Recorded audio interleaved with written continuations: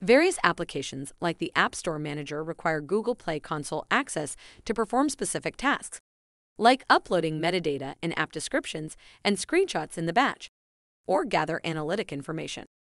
This tutorial shows you how to set up such a service account. To set up access for a third-party application, first, log into the Google Play Console. In the left menu bar, scroll down to Setup and there to API Access. In my environment, I have already defined a service account. Therefore, my presentation can deviate from you somewhat. When creating for the first time, various notes are displayed. Please read them and confirm them accordingly. You will see a link to the Google Cloud Platform on this page. Please select it and a new tab will open.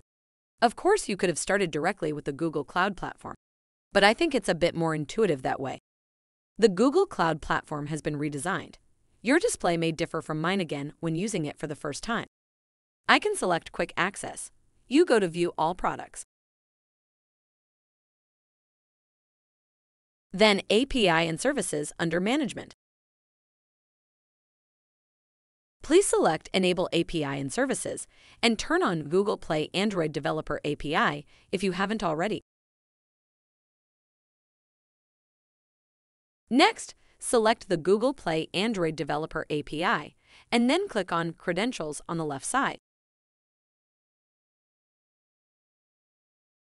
At this point, we create the API key, which grants the third-party application access to Google Play. By the way, we don't have to repeat these steps repeatedly. We only need to create the key ones, and we only need to enable the API ones. Click on Create Credentials and then Service Account. Enter a meaningful name and a suitable description.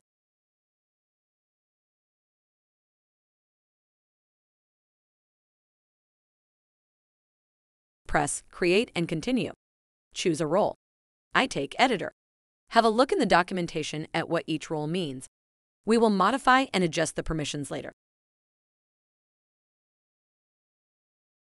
Click on Continue. In Step 3, you can allow only defined users to use this account, which is of course good, but we don't need it for our purpose. Press Done to finish the setup here. Click the New Account and go to Keys in the top bar. Then select Add Key and Create New Key next. The App Store Manager, our example, needs the key in JSON format. Other applications use the P12 format. Click Create and download the created file. Please keep it in a safe, encrypted place. Now we are done here. Go back to the Google Play Console and refresh the page. I press F5 for this. Now you see the new service account at the bottom. Click on Manage Play Console Permission. Here we set the permissions in more detail. Please do not give admin rights. Always use only the rights that are needed. It is also good to check the service accounts from time to time and create new ones accordingly. You can assign the rights in the Account Permissions tab for all apps at once or only for individual apps. Following our recommendation, we removed the account permissions and assigned permissions only for our demo app. We select this app, press Apply, and choose View App Information, which is the default permission, and Manage Store Presence.